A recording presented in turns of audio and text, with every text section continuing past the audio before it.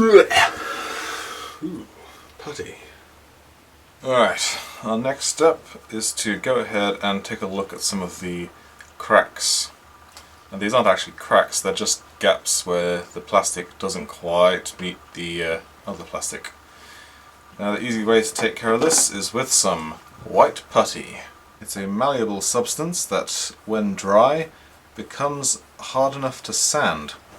And it is literally as simple as you fill in the crack, sand it down, and then paint right on over it. First thing I'm going to do, in case I accidentally get putty on any of the plastic parts, is just put a bit of masking tape over the plastic part like so. That way there's no chance that I accidentally mar all of this hard work that we have done. Because at this stage I might just cry. And as I always say, masking tape is cheap, so you may as well mask as much as you can. Our next step is to check how level the plastic is. As you can see, there's a bit of a stick out seam along here, and certainly along the front it seems to be quite nice and close. So all I'm going to do is just test it by running my scalpel down it. If it's nice and even, the scalpel won't remove any material. I'm not pushing too hard, I am literally just grazing it along the surface. If the surface is uneven, then it will catch.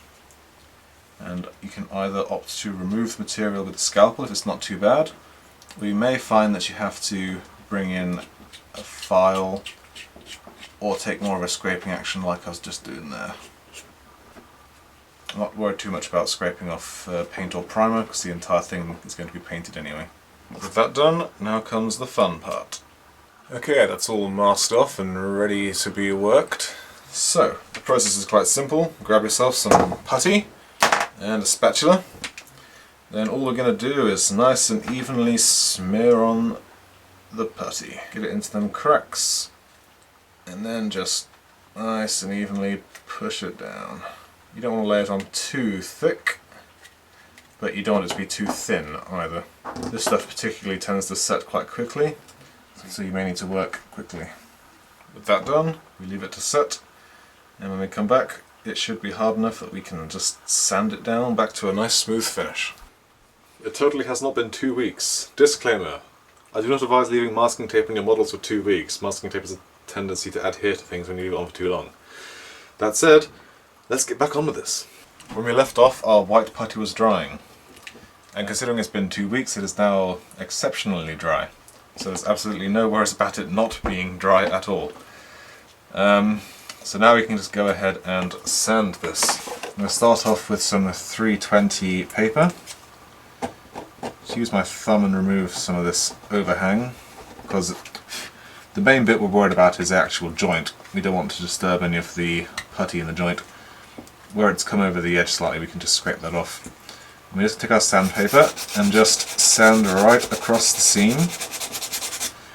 You don't need to press hard at all, this stuff is fairly brittle. But you'll notice that once you've got that done, you should no longer have any gap because the putty's filled it in. And just go ahead and sand it down until you've got back to a nice smooth plastic surface.